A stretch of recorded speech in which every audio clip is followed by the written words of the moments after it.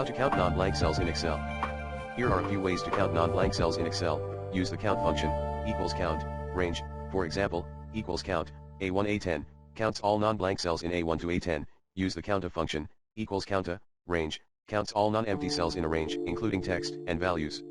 Use a helper column with if and countif, in B1, enter formula, equals if, A1 equals, 1, then in B11 enter, equals countif, B1 B10, asterisk, to count non-blanks.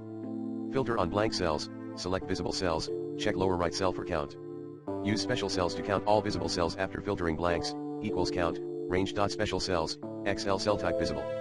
Copy non-blanks to a new sheet with filtering then get count. So in summary, the count, counta, helper columns, filtering, and special cells approaches work well to count non-empty cells in Excel.